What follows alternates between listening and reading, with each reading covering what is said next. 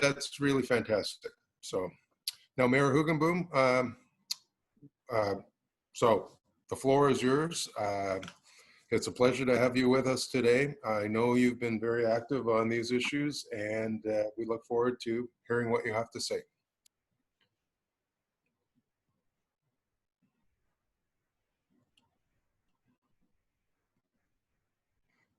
Are you muted, Mayor?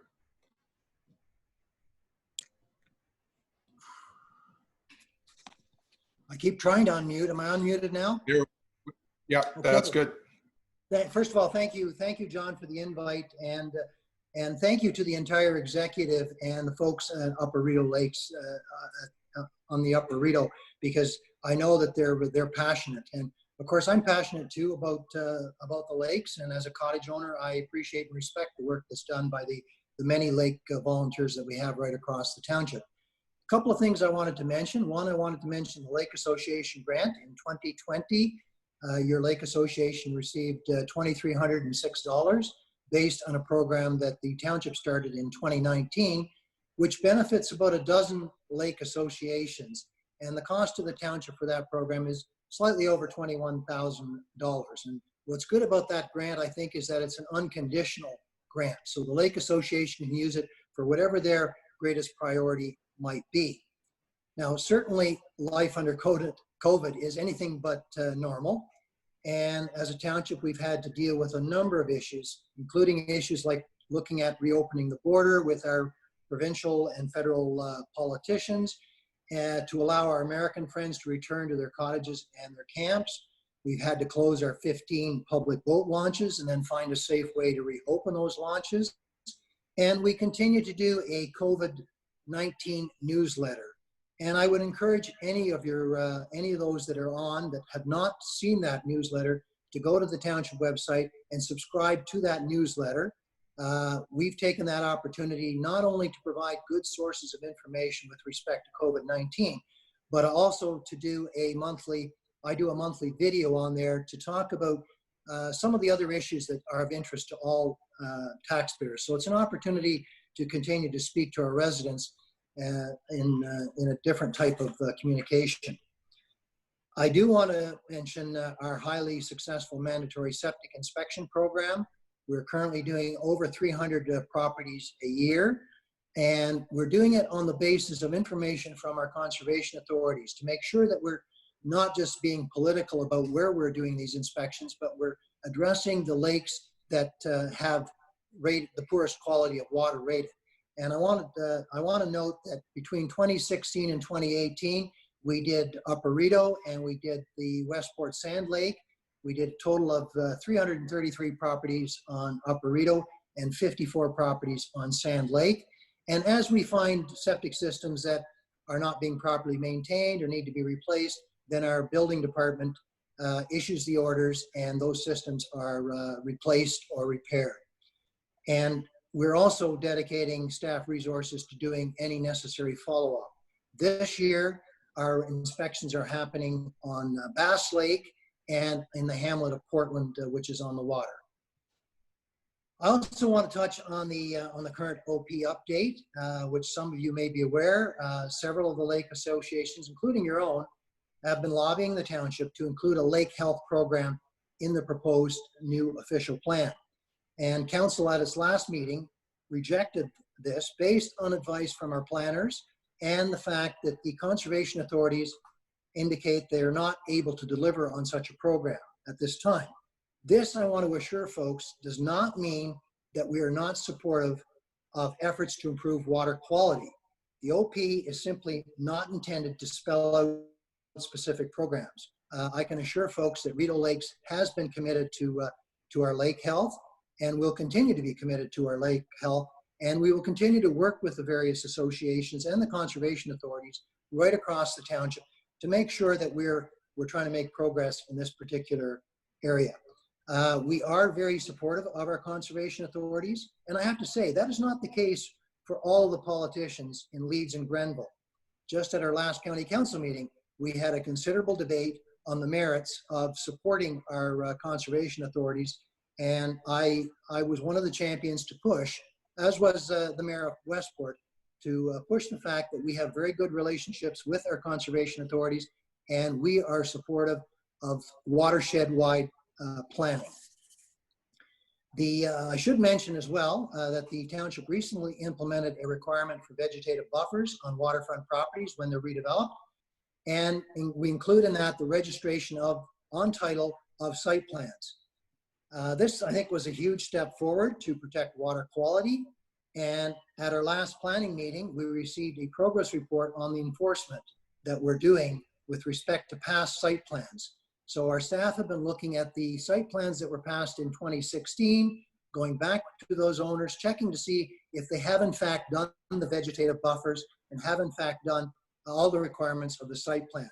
I'm pleased to report that over 90% of those that have been investigated to date have complied with their site plans, have complied with their vegetative buffering, and many in fact are doing more than the minimum that we anticipated.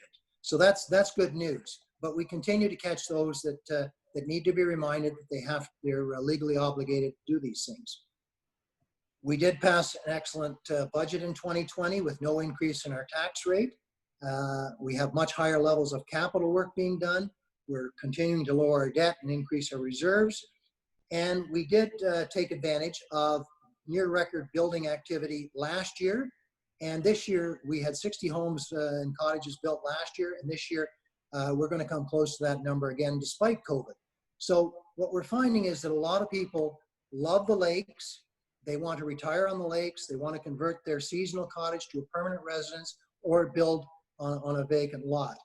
And we are, in fact, the second largest municipality in Leeds and Grenville, next to North Grenville, and we have the third lowest tax rate in the region. Finally, I want to mention a few county initiatives which may be of interest to the membership. They're not necessarily directly lake related, but folks should know that the Newborough Bridge is being replaced this year. There was a contract awarded in the last couple of weeks for $1.9 million, and we will continue to have one lane open there at all times. County Road 10 leading down into Westport. We also awarded a $1.3 million contract to do the first phase of the slope stabilization there from the mountain down into Westport. I could also mention at the county level, we do have an Economic Recovery Mayor's Alliance task force, and we're looking at various issues to help businesses try to reopen. And as part of that, I have volunteered for the tourism task force. Later this week, at my request, County Council will be looking at mechanical versus chemical roadside spraying. Rideau Lakes does not support roadside spraying for environmental reasons, and we prefer to see an aggressive mowing program. I believe that will continue to be an uphill fight in terms of the county spraying program, as many of the county councillors, I believe, continue to support roadside spraying. But we'll continue to try to make progress. So I don't know if I've run over my allocated time, John, but those are the things that I wanted to quickly mention for the benefit of your Lake Association members. And again, thank you to all of you for all the work that you do. John, there is Thank you, Mayor Hugenblum. for the mayor. Sorry, go ahead. There's a message from Claire Smith about the debate regarding the conservation authorities and what was the resolution of that. If you could be able to answer that. The discussion with the conservation authorities, I think she must be talking about the official plan, and the conservation authorities simply indicated to me that both of them, because we have two conservation authorities, and I think one is more advanced in terms of some of their programming than the other one, but neither one of them are in a position to be able to implement the type of lake health program that was originally suggested by a few of the Lake Association committees. Okay, there's another question here about guidelines for road and bridge development to capture salt water runoff into lakes and streams. So are there any answer that? I'm not sure that I can technically answer that question. I do know that from a township perspective, we use very little salt on our township roads. This is more of an issue for the county where there's more salt being applied, and for the provincial government on Highway 15, for example. There are certainly technical guidelines in terms of when you're doing reconstruction and things of that nature. But that's probably all that I could offer with respect to that. Okay, I think that's it for the questions. Can I ask a question? I have a question. So when we had our Lake Association meeting on the 25th of June here, you indicated that you would be supportive of placing a water quality index for individual lakes on the township website. Recognizing that the conservation authorities have some resource constraints, if we, as a lake association, given the volunteer support that we have, if we accumulate those data, is this something that you would support us in putting up on your website? Certainly. We have a very, I believe, a very effective website. We're currently revising that website. We're putting for example, we're putting a tourism page together on that website. And I think that would be an excellent opportunity to educate the general public about best practices and things of that nature. One of the things that continues to concern me, and it was mentioned by the professor, was spraying of weeds on lawns on the water. And I'm not sure whether the municipality could take some aggressive action in that area or not, but it's certainly something that I think we need to educate people to the harm that might do to our water. But we will make our website available to post information. If not that, we will certainly provide a profiled link to the conservation authorities and or to the Lake Association sites. Thank you. Steve, Mark, any further questions for Mayor Hoogenboom? One other question, I'm not sure if you can answer this, but it's a general question about, is it illegal in Ontario to spray herbicides for cosmetic reasons? I guess the question. I don't believe so. Provincial regulation. I could be corrected, but I mean, Sorry, it I might think be, she's might be a saying matter it of is definition actually. might be a definition of what's cosmetic. I mean, Oh, okay. people are spraying their lawns for weed control is what they're doing. Yes. And they'll argue that it might be noxious weeds. There is a weed, there is a noxious weed act. Okay. All right, I think that's all the questions now. Okay. Well, Mayor, first of all, I would like to thank you for the various measures that you outlined. I didn't go into details on those. We are very conscious of the grant, and I was going to address that in the second half of the meeting, but that is a supportive and innovative measure that was adopted by this council, and we hope that we are investing it properly. It's truly making a difference. So thank you very much. Very good. Very good, John. And one other thing I should mention for the benefit of of those that have tuned in, the county and the municipality are both working towards a climate change policy. So it is a priority for me to make sure that during this term of council, the township has some plans in place to work towards reducing the impact of climate change. So I think we're on that page as well. Okay. Just before we turn to Mayor Jones, Dr. Schmall, is there, from your perspective in terms of linking the science to our governments, is there a question that you might have?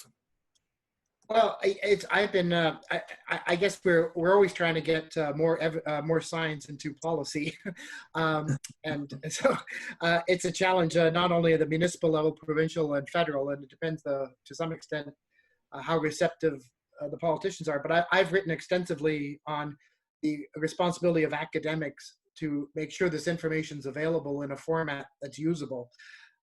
And we're all guilty in universities of, writing a whole lot of papers in scientific journals that never really make it to policy because people don't read those journals, to be blunt, and that they shouldn't. I mean, that's not what they do. And we write it in languages that are very hard to understand. So, but this is changing. We are working hard to increase doing what we can to bring the science that we do, usually paid by tax dollars, into policy. And the first step of that is making sure the policymakers know what the science is. And that's actually something we haven't done a very good job at until, I hope, recently. Good.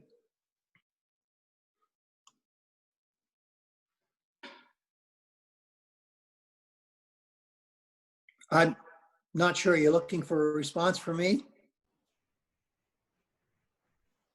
I would suggest that the presentation we saw this morning is an excellent one that I would love to share with my full council, and again, it would be something that that county council might be interested in as well, because it was very down to earth about a very current problem, particularly in those municipalities that have a lot of waterfront and a lot of lakes, like Rideau Lakes does, with 32 lakes and over 800 kilometers of shoreline.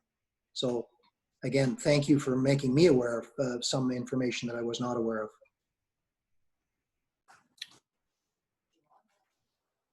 Maybe I could just add, we are talking about recoring many of the lakes in the Rito system, maybe in the coming year. So last time I was working there was 25, when I was starting my career. So a lot of sediment has accumulated since then. See what's happened in the last 30 years with new techniques. The techniques have also. We would welcome you back. Okay. Thanks, both of you. At this point, so Mayor Hugenboom, at this point, if you don't mind, I would suggest that we ask Mayor Jones from Westport to take the floor. Mayor Jones, it's great to have you with us this morning, and I'm pleased, and I look forward to hearing what you have to say. Well, thank you very much, John, and thank you very much, Ari, for going ahead of me and covering so many of the current issues that we share in such detail. I'd like to start perhaps with the professor's presentation and tie that into your last comment, that the more information that we can get out to the general public makes it that much easier for municipal and provincial governments. And you commented several times on your charts that they were difficult to read. They really weren't. They were easy to read. Your kind of plain speak helped so that we could understand what it was that we were looking at. I would too give you a thumbs up, like Ari just did, in relation to more current work. It's oftentimes in whatever hat I've been wearing, if my data in relation to a specific concern isn't current, it's crazy, but it provides opportunity for people to dispute it. Face masks would be like the perfect example right now. You know, there's those debates, but I appreciated your presentation, and I echo Ari's comment about both of our municipal councils. So my municipal council, we have a very small part of the shoreline, but the Upper Rideau is a big part of the tourism of Westport. And the other 8 mayors who sit at county's council, I'm just going to assume that they all have water in their areas. So there's some urgency for both Ari and I think, because we're both very, very committed to this climate change policy, or it's still kind of taking shape at the county's level. And this sort of presentation does 2 things. It alerts people to some of the challenges in their water, but it also creates the bigger picture that it's not a matter of doing good nutrient control. It's having a climate change policy. So I was quite fascinated by your presentation. I learned a lot, and I support a lot of what Ari had said. So now to the larger group. Hello, everybody. Different where we are today. There is something to be said with sitting in your kitchen and getting the vacuuming done before you go on a Zoom meeting. You know, there's just something that's helpful in managing it. But this is always an opportunity where you get to see people, for me, that I only see once a year. So I'm happy to be here on my 6th Urla AGM. And I very much hope next year that we can actually be together where we share some coffee and some food and can sit close enough together so that we can have some of those important conversations that happen just because they pop up, not when they're more of a formal setting like this. So Ari has touched on an awful lot of things. I'd like to bring you up to speed because a lot of you look at Westport as your go-to place when you're at the cottage. And I'd like to share with you a little bit about our pandemic experience. Many of you were not here during that time, certainly the permanent residents were. But when the world changed for us it was the day before St. Patrick's Day. So for you permanent residents, you know, we always have a wicked St. Patrick's party at the Cove. And so that was on a Tuesday this year. And on Monday, the 16th was when the Cove canceled the party and things started to be canceled across the province. So if you are like me, missing that great Irish party, Maureen and I committed that when we could open again and have people inside, we will have St. Patrick's Day 2020 at the Cove and celebrate whether you're Irish or you're Irish for a day. We'll pick up where we left off. Recovering from the pandemic has been a slow process here in the village. Most businesses were closed from March to June. And I can't have this conversation without giving a very big shout out to several companies, but 3 in particular who kept things moving in the village. And that, of course, is Neil and Martha Kadrinko. Didn't close for a day. Right from the get-go, they were very creative on how to keep people safe and still keep the doors open. Because he is not part of a franchise, he is not limited like some of the larger chain stores are. And so he can buy from anybody is what that means. And I know Neil spent hours on the phone fighting with the big boys and girls just to get a tractor load of toilet paper. So, you know, if we take our mind back to how crazy that frenzy was for a bit, but Neil eventually worked with, I think it was 5 other independent, small I, independent grocers in the area, and really forced the large paper product companies to send them transport trucks. So that's just one example of how you know, we will forever be thankful for Neil for his commitment to the village. Our pharmacist, Tracy Phillips, I think she's got some military in her background because she set the rules for the pharmacy from day one. And it didn't matter if you were an 85-year-old person who in the village who everybody loved. If you were messing with Tracy, if you you know, were attending social functions, if you were away and you didn't self-isolate, her goal was to keep her staff safe, to teach people what the proper safety precautions were, and to keep the village safe. The third person, of course, is Les at the hardware store. He kept the hardware store open throughout, and that feeds all of the other independent contractors and other things. When they were allowed to work, they could still get their supplies. So going through the pandemic, as I said, was slow. They began to reopen in June when the government allowed curbside service. And our approach as a council was each business owner needed to do it at their own pace. Some were prepared to open right away.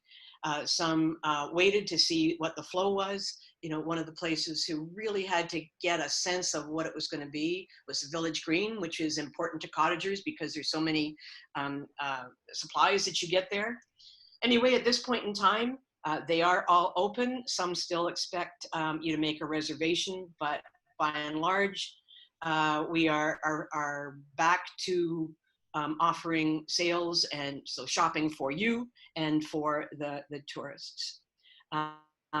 We had several conversations about whether to wear masks or not to wear masks, and and we had not had, and still have not had, a positive test in the village. But when the Kingston issue arose, we quickly pulled our thoughts together, and I did 2 things. I spoke to the medical officer of health at length about the value of her putting out an order because it would cover Leeds, Grenville, and Lanark. And, quite frankly, that went back and forth several times. I told her that I fully expected last Tuesday our council would pass a bylaw, but then that would just still be for the village. And that just didn't make sense to many of us. So we were very pleased when they all got together, all the medical officers of health in Eastern Ontario, and I know it's been replicated across the province, got together to make masks mandatory when you're inside a business or a government building, and you can't social distance, and that is in effect until September 30th. One of the other major milestones for us were opening of the hospitality businesses in the village. That was a long time coming, and I can just tell you, I beat on Steve Clark's door, on his text, on his email, as frequently as I could. And finally he said, Robin, we really don't have a plan yet. When the marinas opened, that came about because there was a public consultation by the government, and a marina in Brockville put forward a plan in the public presentation that I'm sure the government went back to either the cabinet table or the reopening table and said, that'll work. So he said, we really don't have that yet. So we pulled our hospitality people together and put together a plan with the Westport lens, was our perspective, because we're not Toronto. We don't have, seating for our hospitality business of 500 people. We just need to get them open so that the business owners are here again next year. So we put forward our proposal, and we're not taking credit for it. Well, a little bit we are. But everything we asked for in our proposal is eventually what happened. So we're very, very pleased. I'm very pleased with my council. They are so nimble. When the AGCO, the governing authority for the liquor license, when the AGCO announced that your license could be extended to a patio on or in relation to your property, we quickly spoke to the hospitality owners, and most of them, like Shireman's, was fine. They've got lots of areas that they could spread out on their property so that people could social distance and still come to eat. The one that was in a bit of a pickle happened to be Tangled Gardens. They own the 4 buildings there, what used to be Fetch Murphy's, the 2 restaurants, and the real estate building. So they managed to put the patio quickly out beside the real estate building in that alleyway for Penny Pub, or Lost Penny, sorry, Penny Pub, of course, you all know that's what we call it. But he had a bit of a challenge for Tangled Garden and had been restricted to takeout only. So if you've been in the village the last 4 or 5 days, you can see that Frank and Steve, particularly Frank from Tangled Gardens, made a delegation to the village wanting to use 4 parking spots in front of his business to put the patio out there. Between committee of the whole and the following week at our council meeting, Frank had time to work with Public Works, and they came back and made the presentation. We had to take a wee break just to fine tune a few things because we didn't want to adjourn it to another day. We wanted to deal with it that day. So if you come downtown, you'll see that there are 5 tables out in front of Tangled Gardens. I went by yesterday noonish, they were all full, and I went by at 4 o'clock in the afternoon, they were all full. So I think Frank did a great job in explaining what he needed. I think the AGCO was absolutely the type of government agency that we want to see, that they understood that we had to get these businesses open in a safe way, and of course the council. So that's, from the pandemic's point of view, we are still being cautious. People in the village, there have been some people who came to this area from the States in March. They have homes in the area, so they drove their vehicles up and quarantined or self-isolated. And now that they're out and about, I'm sure they're getting dirty looks from everybody, because if they've got a New York or a Pennsylvania plate, people are wondering, what are they doing here? So apologies to anybody, but that's really just the civic spirit to try and keep the pandemic away. The second thing I want to update you on is Bedford Street. For those of you, I'm sure you've all driven down Bedford Street 100 times and rattled your teeth, rattled your car, rattled everything else. We had quite a long discussion at council on whether to proceed this summer, you trying to fit a 4-month construction project into really a 5.5 month construction period. There were some comments from some of the business owners, but we really worked with them to explain the challenges of doing what we wanted to do and waiting until next year. There was some talk about could we do part of it this year and part of it next year. You all know our financial situation in the village. We got a grant from the government of which we have to kick in a couple of $100,000 as well. That stretches us. And if we split it over 2 years, we'd have double the mobilization and demobilization. So we are proceeding. The tenders were opened the other day, and we will be awarding the contract on Tuesday. We hope on Tuesday afternoon at a special council meeting at 1 o'clock. I haven't seen the schedules yet, so I'm not sure when they will begin. Originally, they were expected to begin July 1st, and we phased it so that they would do most of the work from George to Concession the month of July, and then finish it in August from George to the water. And now with the bit of delay because there was some things that needed to be confirmed before it went out to tender, has put that off. I'm sure the businesses are more relieved, particularly those between George and the water.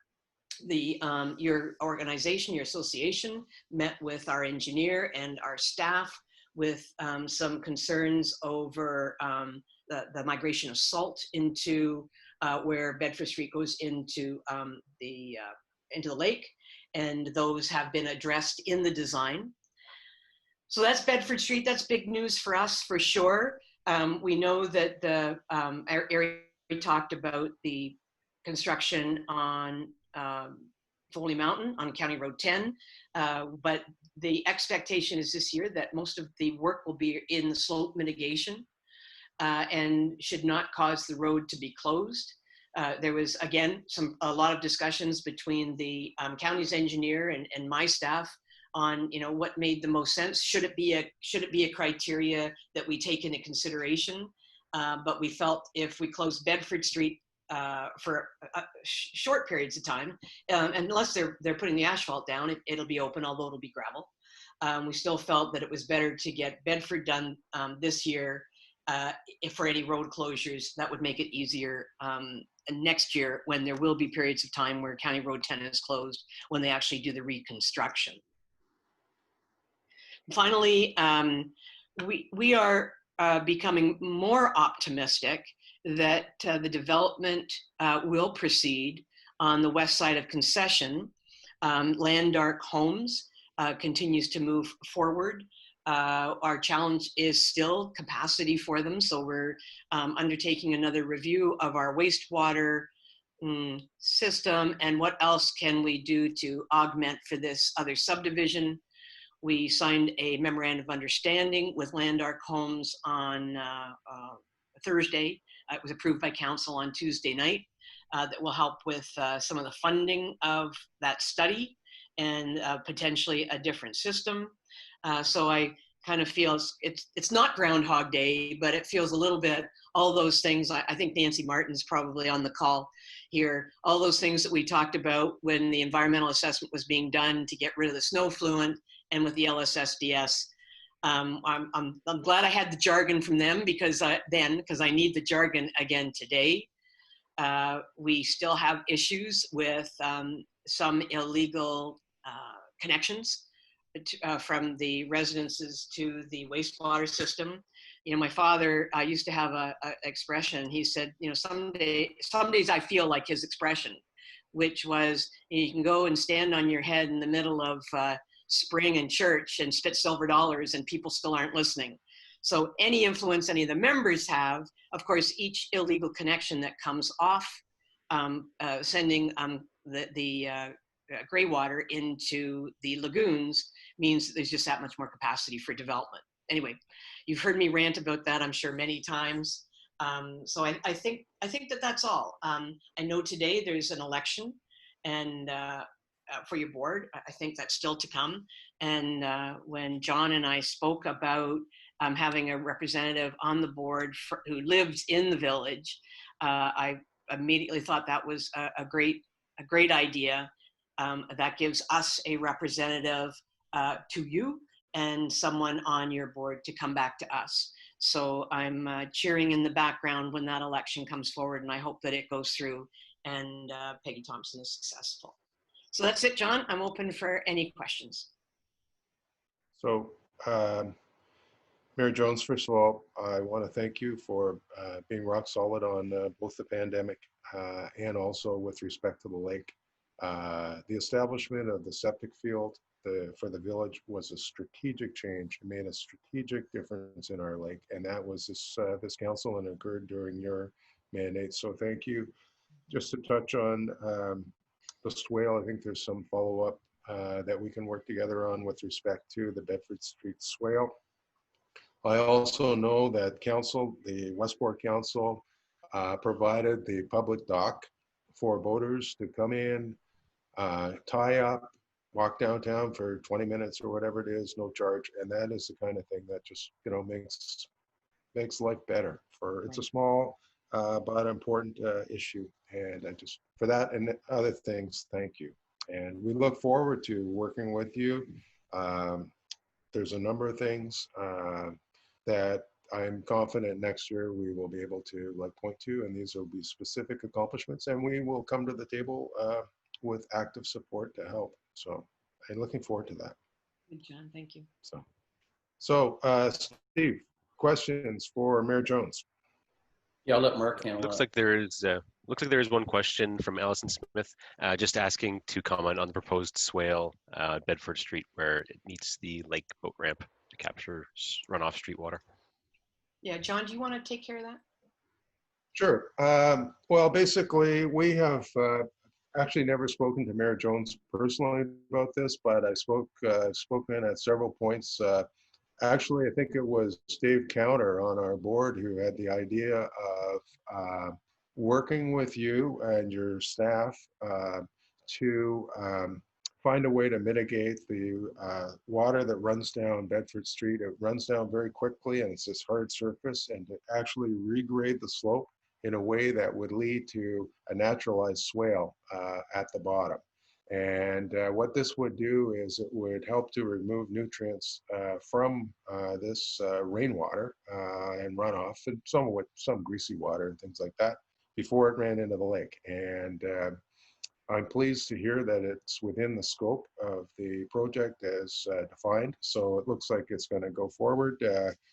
At least it's going forward to council on Tuesday for decision, and I'm confident it'll be supported. And then after that, I'd like to see whether, subject to our own board and what people around that table would like to do, whether it's something that we can work with you to enhance, the visibility, and also use the swale as a bit of an educational opportunity for people to understand that this is just a small thing, but every little bit counts.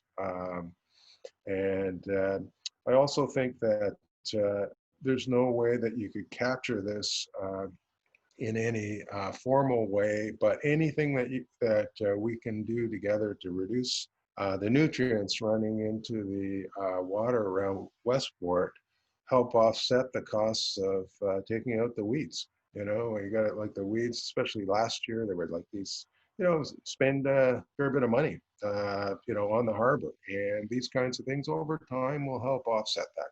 So it's a win-win project all the way, and I'd like to thank you and CAO Paul Snyder and our board member Dave Counter, who has been fantastic on this, to include this within the scope of the project. Because it wasn't a zero cost. I mean, it does cost some money, but it's a decent investment. So. And I think that your point was you guys got ahead of it, when the public meeting, because it was a virtual public meeting, it was kind of strange, but you weren't shy about following through. The timing was right, so you got to meet with the engineer, and so the cost to the village is the least cost it could be coming in afterwards when the plans were all done. Yeah, so that's good, John. So thank you. Further questions, Mark, Steve? Doesn't appear to be any further questions at this point. Okay, going once. Mhm. Okay. Mayor, thank you as always. Oh, Dr. Small, would you, before we end our panel discussion, what do you think? About about the whole process. No, I think Well, sounds very progressive, and I think we have to keep. Maybe I'll talk in broad terms because a lot of things have been said over the last half hour. I think it's encouraging to see a progressive view, and I think at some point we bring up costs. I always say we shouldn't talk about the costs of how much it costs to do something. It's the cost of doing nothing or not enough. There's very good papers out there, for example, on the analysis of economy of how much property values near lakes go down as algal blooms, for example, go up. So, somewhere along the way, people may not want their taxes going up for perhaps some mitigation, but their property values are going to go down. And it's really quite striking how that is. Buyers are looking into what the algal bloom situation is. So I think maybe my final words would be not always looking at the cost of what it is. It's like climate change. I say, stop telling me how much climate change is going to cost to deal with. Start talking about how many orders of magnitude it's going to cost not to deal with it. And that's really the questions we should be asking. Yeah. John, if I could just sort of segue from the professor to a different topic with your indulgence. I think that's what people should expect. I think that's what people should expect of their governments. I think that everything ties together, Professor, and I think that you've made that clear when you talked about nutrients and climate change. And so one of the things that we passed a bylaw this year, this last week, and because of the way the newspaper has to go to press, you'll hear about it next week. Mm-hmm. But I also feel that strongly about some of the social justice issues. Mm-hmm. And in particular, we passed a bylaw, not just a bylaw that recognizes how opposed we are to racism, discrimination, and harassment. And as you all know, everybody there, the bylaw is the strongest message that we can send. And we've given ourselves five tasks, 5 strategies to work on. And it's because it's the right thing to do. But it's also, as you know, the connectivity between racism and the predeterminants of health and the cost to the justice system. Mm-hmm. So it is that interconnectivity that I think you should all expect your governments to be aware of.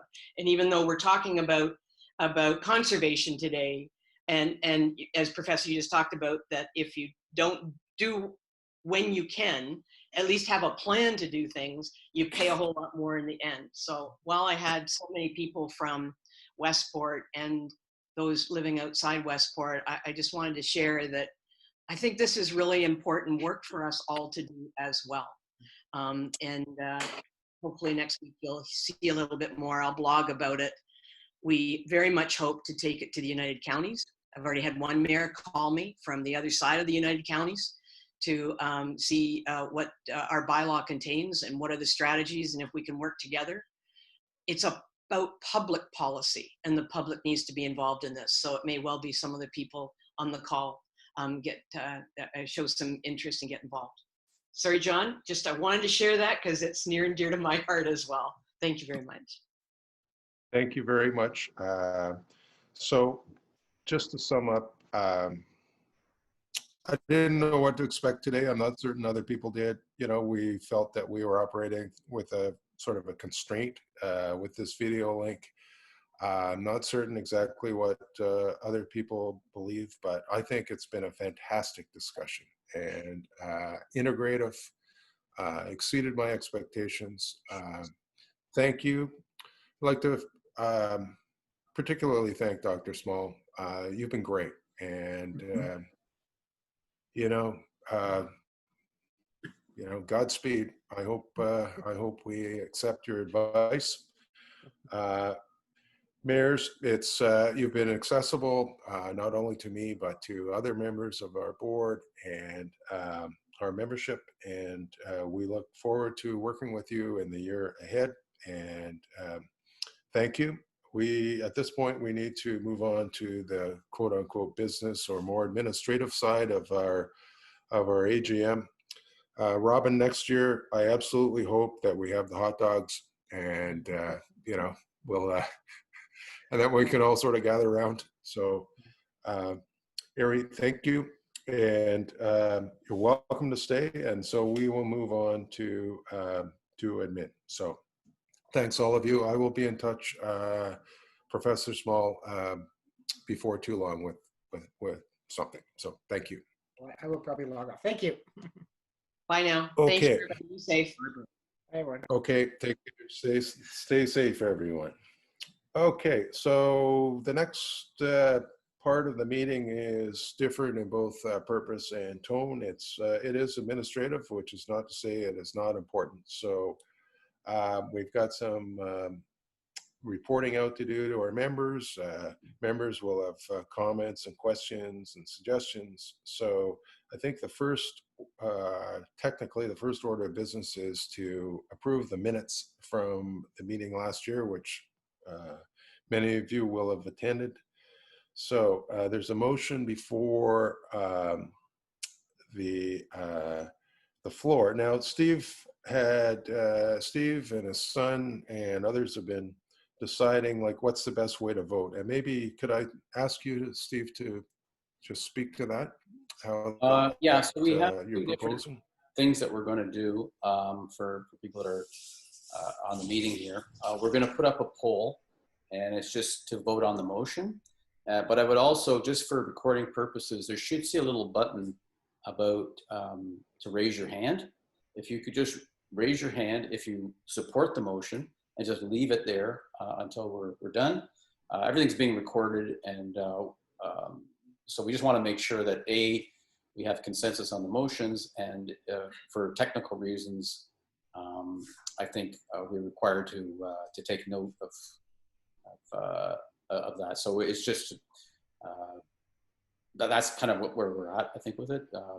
If there's consensus, or if the motion passes, and then the second one is to record the votes.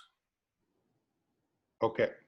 Okay, so the first one is fairly straightforward. It's just a motion that the minutes of our last AGM of July 6th, 2019 be approved. And it was moved by Ann Carter, our membership director, and seconded by myself. So I guess I see we have this yes, no screen. We just vote on that. Mm-hmm. Oh, and it says host and panelists can't vote, and that's fine. So how does it look, Steve? Do you We're at 100% so far. 17 votes. okay. I'm just gonna stop the share here for a sec. And yeah, if people could raise their hands if you're in favor of it. If there's anybody voting no, please do so. Seems to be pretty unanimous.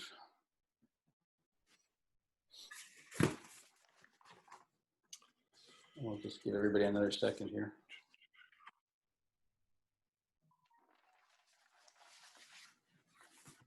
The minutes, by the way, are on the website, on urla.ca.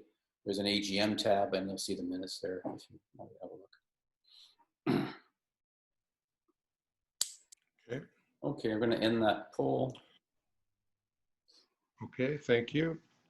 I'll share the result too. So then, Okay. okay, thank you. So the next issue is really a high-level report from me. I should stress at the outset that this it's a collective effort on the board, and to some extent, like when I speak about things, I'm really speaking about accomplishments of the entire board. And we have had this past year a really super board, and people are working hard, and I think, making some real accomplishments. So it's very much a group effort. And also, there are volunteers that are not on the board who work very hard. I'm thinking in particular of water testing volunteers, of people like Jane McDonald, a past president. I'm thinking of the people who put in the shoal markers in the spring, take them out in the fall, maintain them over the winter. This is really an important thing to do, and it's all done through volunteers. So something that volunteers are donating, in some cases, their boats, their boat gas, but most importantly, their time. And so so thank you on behalf of you all. So in terms of what are the highlights just of the past year, I just briefly touched on this earlier. So we have 2 teams of volunteers who retrieve our shoal markers in the fall, store them for the winter, do some maintenance, and then the white buoys are then put out in May. And this program makes for a considerably safer lake. We've had some significant accomplishments on our finances, and Michael Hogan, our treasurer, will report out on this in a few minutes. Mayor Hugenboom, in the first part of the meeting, commented on the grant. We do receive a grant from the township, and it does make a significant difference. The grant is partially based on our membership. So for every member, every paying member we have, our grant goes up by $5 from the township. So it levers additional monies. And so this year, the grant was around $2,300, and we put this money to work. We attributed some of the grant to maintaining our buoys. Again, this was another good idea from Dave Counter to invest in a nature visit by local school children to Foley Mountain Park. And so we've given, I think it's $500 to an association to support the visit to Foley Mountain Park by school children. This has been postponed because of the virus, but it is an important initiative, and it will occur, and it will invest in the future, so in our children. We're also investing in enhanced water sampling at a Drains Creek in partnerships with the Rideau Lakes Township and the RVCA, and we have a volunteer who stepped up to do this. And this is an important part of water quality and identifying point sources of nutrient loading that Professor Small referenced. Sorry? Okay, so far so good. We were pleased. We were very pleased that the township passed the bylaw registering site plan conditions on title. It's a significant step and a real investment in future lake health. I want to put in a plug as well for the Rideau Lakes Environmental Foundation. This is a Canadian charity that supports projects to enhance the lake environments in collaboration with the Big Rideau Lake Association, our neighbors, and the Upper Rideau Lake Association. Please consider donating to this worthwhile charity. It goes directly towards supporting environmental work on the lake that you love. To donate, either mail a check to the Rideau Lakes Environmental Foundation, P.O. Box 93, Portland, K0G1V0, so Kilo 0 Golf 1 Victor 0, made payable to the foundation, or we have information on our website. And we'll include a reference to this in our next newsletter. It's particularly germane this year because this foundation, the Rideau Lakes Environmental Foundation, gave us a significant grant, which we used to launch our first Sapling Program. This was run by Steve Moretti on our screen. It's a tree program which was designed to restore natural shorelines around our lake with indigenous species, and it's an excellent program. And we also provided hundreds of trees, seedlings to our members at their request. So this is all part of shoreline restoration. During the year, work sampling continued under the Lake Partners Program. Volunteers sampled data on about a dozen sites on the lake. This data is used by conservation authorities and others to monitor the natural health of our lake and the challenges it continues to face. Behind the scenes, we worked on modernizing our board position descriptions and our bylaws. Our bylaws are well drafted, but they are 30 years out of, they're 30 years old and they're somewhat dated. So we hope to bring forward a package of proposed bylaw amendments to our next AGM, which hopefully will be in person next summer.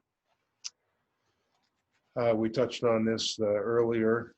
We continue to work with the township on the official plan, and our objective has been to urge our leaders to improve lake water quality, and I think we all hope to see that this occurs.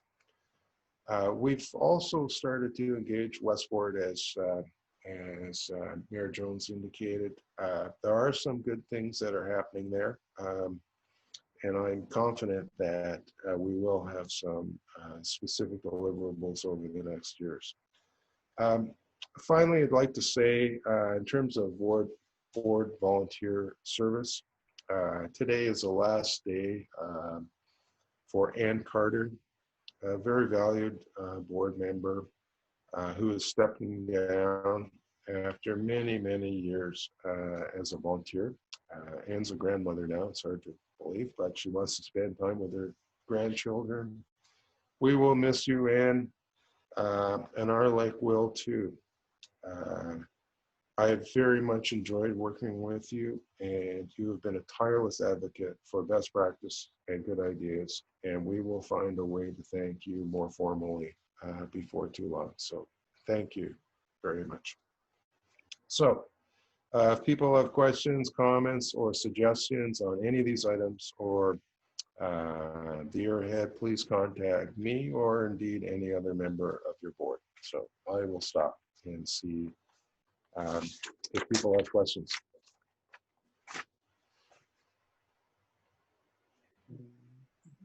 No questions that I can see again at this point, John.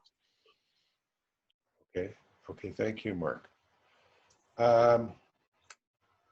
Okay, thank you, everyone. And the questions don't have to be today. They can be at any point. Michael Hogan is our treasurer, and Michael will update us on our financial position. Michael? Thanks, John, and good morning, everyone. Hopefully everyone had the opportunity to review the financial statements for the year ended April 30th, 2020. I want to first draw your attention to the notice to readers and remind you that these statements are unaudited. The first statement shows our current assets. As of financial year end, we had $4,300 in cash and $5,967 in a GIC, which is redeemable at any time, for a total of $10,267, an increase of $2,009 from the previous year. The second statement shows the change in assets of the $2,009 mentioned earlier versus a deficiency or negative $894 in the previous year. The third statement is a summary of our revenue and operating expenses. I just want to highlight a couple of items, and John has already spoken to these.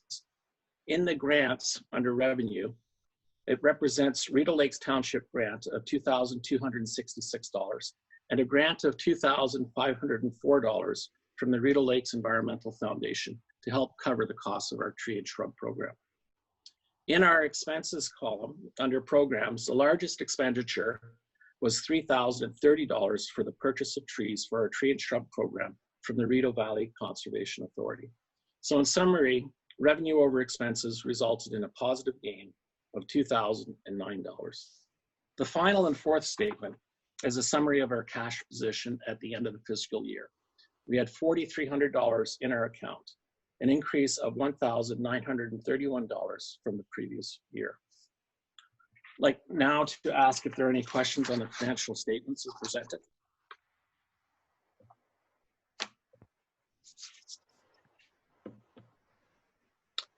It does not appear to be any questions so far. Okay. Then I'd like to present a couple of motions. The first motion, both motions seconded by Terry Frostad, the board secretary. The first motion is that the financial statements unaudited for the year ended April 30th, 2020 be adopted as circulated.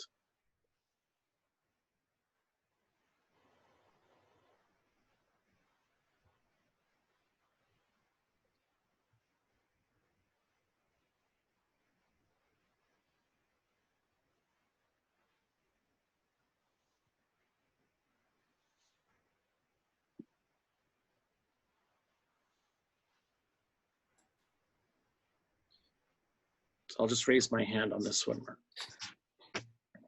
Yeah. Me too. Yeah.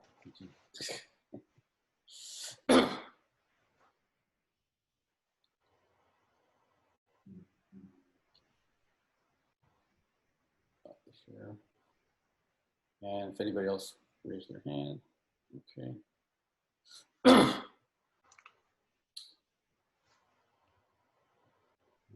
Show the results here.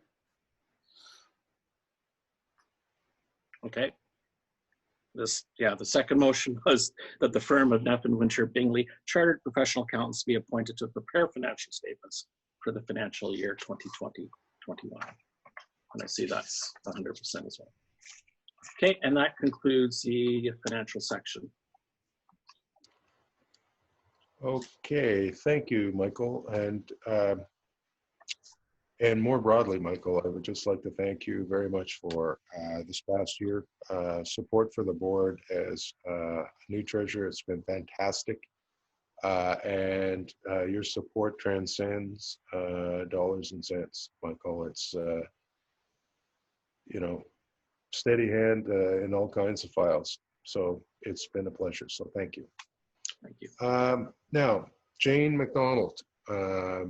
Do we have Jane McDonald as our, not immediate, but a knowledgeable here. past president? Okay. Okay. Well, Jane, we can't see you. Not so far, I don't know why, but I but can that's okay. Yeah, we can hear you. Okay, I'm not sure why. Okay, good. That's fine. Then thank you again for joining us this morning. I am here for the election of officers, actually. So I'd just like to present a slate of officers for the 2021 year. And it is as follows. President, John McDowell. Vice President position is vacant. Secretary, Terry Frostad. Treasurer, Michael Hogan. Membership, we have a new member, Peggy Thompson. Member at large, Karen Standen. Lakeshore, another new member, Tom Donnelly. Public Relations, Steve Moretti, who's doing a wonderful job today. And Water Quality, Dave Towner. So normally at this time, I would ask for nominations from the floor because we still have positions that are vacant. So I'm not really sure how we want to do that. Whether anyone from the floor would like to volunteer. Be a member at large, essentially.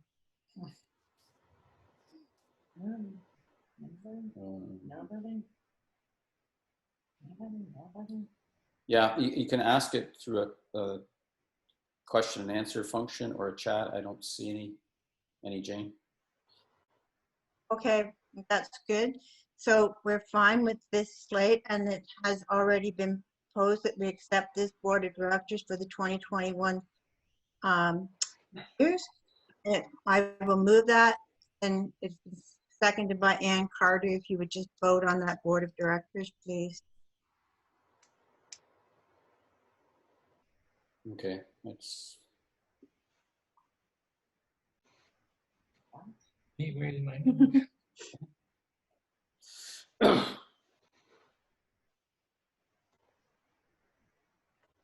Okay. Give it another couple seconds here.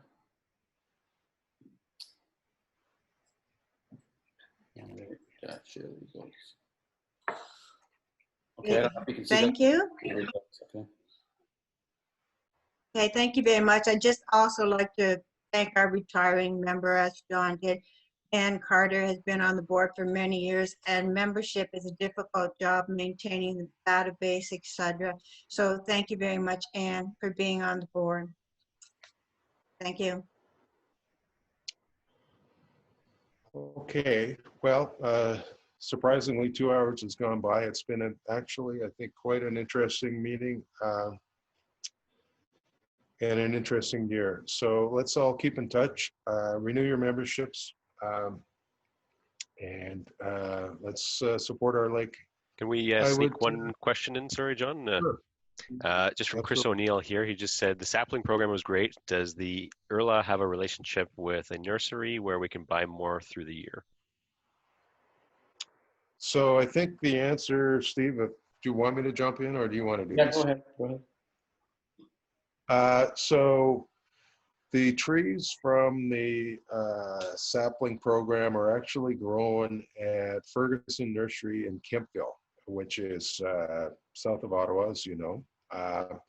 And then they're purchased in bulk by RBCA, which this year delivered them literally to people's doorsteps, including, ourselves. So they are commercially available at Ferguson's. This year, the price was really good. It was probably, I think we paid $3 a unit, which is quite, a good deal. So you can purchase more at Ferguson's if you want those exact trees. Actually, just correction, they were $12 a unit, but we offered them to members for $3. Right. I That's don't know the difference with subs. Yeah, if you went to the nursery to buy them Yeah. directly, I'm not sure what the cost would be because they're through the Rideau Valley Conservation that did the purchasing, but the grant is what helps subsidize it to our members. Right.